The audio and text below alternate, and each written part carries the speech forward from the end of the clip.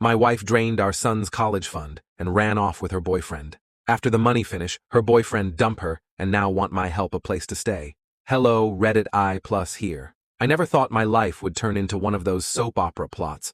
One of those stories you hear and think, damn, that guy got screwed. But here I am, and it all started with a phone call. It had been almost 2 years since I last saw my ex-wife, Danielle.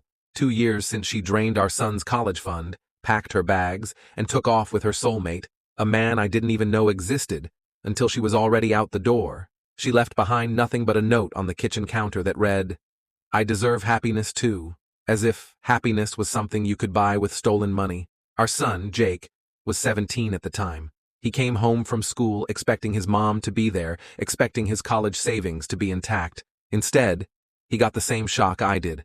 We both stared at that bank account together, watching as the numbers went from over 70,000 to zero. All the years of careful planning, every birthday check from his grandparents, every dime I had set aside, it was gone.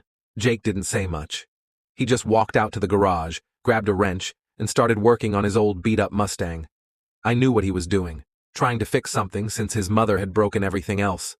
For 2 years, she was nothing but a ghost. No birthday cards, no apologies, not even a text asking how Jake was doing. She was living it up with her new man, drinking on beaches, posing in front of cars that weren't hers, and pretending she had leveled up.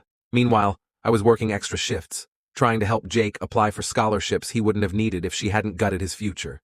Then, out of nowhere, last week, she called. "Hey, baby." Her voice was soft, like nothing had ever happened, like she had just stepped out for groceries. I almost hung up, but curiosity won. "What do you want, Danielle?" She let out this shaky breath, the kind you do when you're about to start crying. I need help. Can I come home?" It took me a second to realize she actually meant my home, the home she had abandoned. The home I worked my ass off to keep afloat after she walked out. I laughed, not because it was funny, but because it was insane. "You're kidding, right?" I said. She wasn't. Turns out her soulmate had dumped her, took what little money she had left and disappeared. She had nowhere to go, no job, and nobody willing to take her in.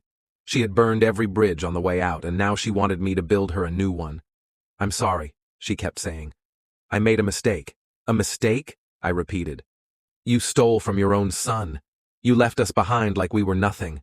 And now you're broke, so you suddenly remember where home is." She sniffled. "I thought he loved me.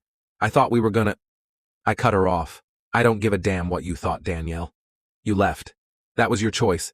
"But I don't have anywhere to go," she pleaded. "You had somewhere to go when you took that money," I said. "Figure it out." Then I hung up. Jake walked into the room right as I did. He had that same calm, unreadable look he always had. But I knew my son. He had heard everything. "You okay?" I asked. He shrugged. "Was she crying?" "Yeah." He nodded, like that was exactly the answer he expected. Then he pulled out his phone, showed me the acceptance letter from the state university he had been working his ass off to get into. "Full ride scholarship," he said. Guess I didn't need her money after all. I smiled, pride swelling in my chest. Guess not. And just like that, we moved on. Because some bridges are better off burned. A few days later, Danielle showed up at our doorstep. She looked rough, bags under her eyes, hair a mess, like the world had chewed her up and spat her out. Jake answered the door before I could. He didn't look angry, just done. She gave him a weak smile. "Hey, sweetheart, I don't." He cut her off. "You're not my mom. My mom wouldn't have done what you did." Her face crumpled. "Jake, please, He shook his head. "I spent the last 2 years thinking of what I'd say to you if you ever came back. But now that you're here, I don't care anymore." He stepped back, holding the door open.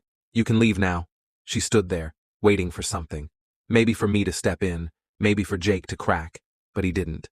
And finally, she turned and walked away.